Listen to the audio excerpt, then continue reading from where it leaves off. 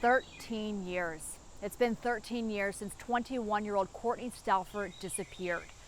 People in the community have their theories about what happened, but more than a decade later, there's still no answers. She was a sister, a daughter, and a friend.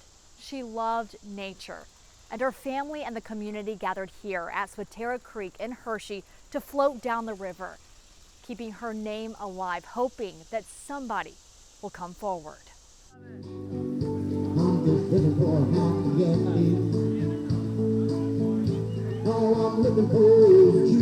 Every year on the anniversary of Kortne Stouffer's disappearance, family, friends, strangers gather in Hershey to float the Swatara Creek. This is going on the 13th year. My daughter's been missing. She went missing at 21. And we're no closer, you know. We just have hope. Every day's hope. And finding out one place that she's not. About 100 people showed up this year to remember and celebrate Kortne's life. The family says it's the biggest turnout ever. Like, I'm getting goosebumps, so I just know that she's with us. I know that she's watching over us, and I know that she just wants us to have the best day because this is something that she really, really loved to do. The FBI says on Sunday, July 29, 2012, Kortne disappeared. The last known contact was at 3:30 a.m. by Palmyra police regarding some kind of disturbance at her home off Main Street in Palmyra. Police say foul play is suspected, but more than a decade later, there's still no suspect. Kortne's younger sister, Kerstin Jennings, was 16 at the time Kortne vanished.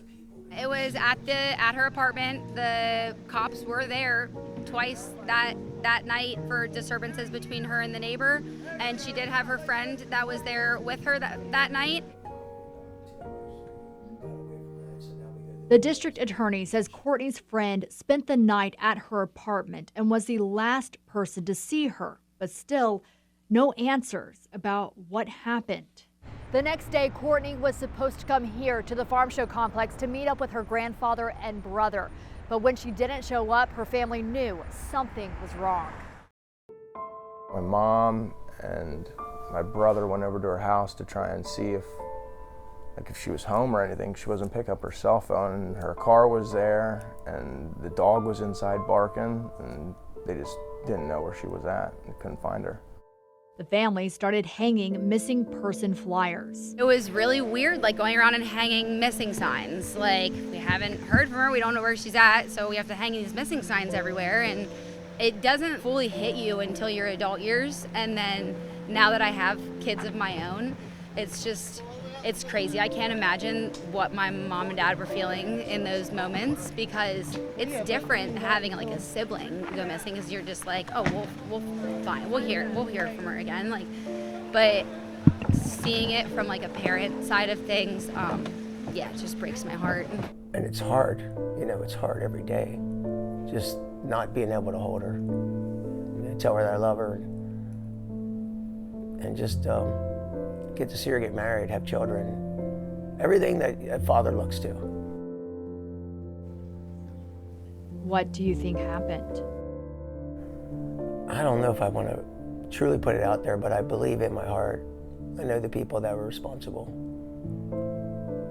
And I just hope that the weight of the burden of what they're carrying breaks them. Just breaks them. More than 300 people commented on Facebook. More than 500 shared her photo in the last few weeks, remembering her face and sharing their theories about what happened.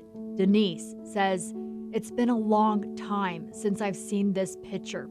I remember this picture from when I was younger, and it's always left me wondering." Olivia says, "This still haunts me to this day. We only lived a few houses away. Someone knows something." Rachel says, "Wish we could find her. I fear she ended up in the quarry in Hershey." And Sonia says, "I Googled her and now remember a few years back they combed a lake on Fort Indian Town Gap, right? Obviously her boyfriend wasn't a suspect because he was in jail. The neighbor is too obvious. I suspect it was someone at the bar or one of the bars she went to."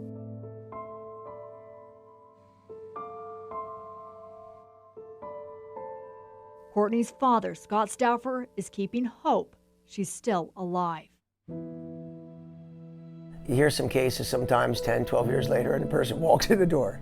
I'm all for it. I'm all for it. I mean, we could pick up any pieces from where she's been or what she's been through.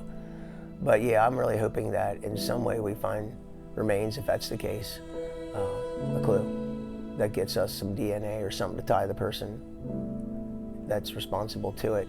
Because I can assure you, it wasn't me, my family, anyone that was immediately around Court that cared about her and loved her. As her family waits for answers, they each remember something different and special about their sister and daughter. I definitely missed the smell of her dreads.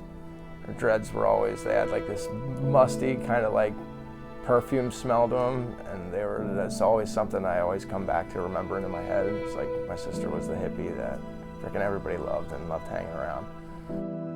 Is there anything you want people to do in her honor? Just by like being positive and being nice and kind to people, because that's how she was. She was always I think still is, very, very good.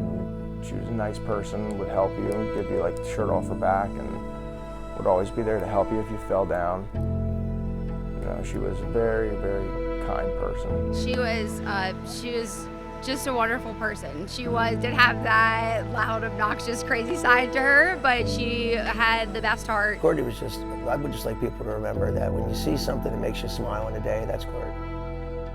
Yeah, if you see something that brightens you up, a rainbow after the rain, or a color that you're just like, who would wear that? That's Court.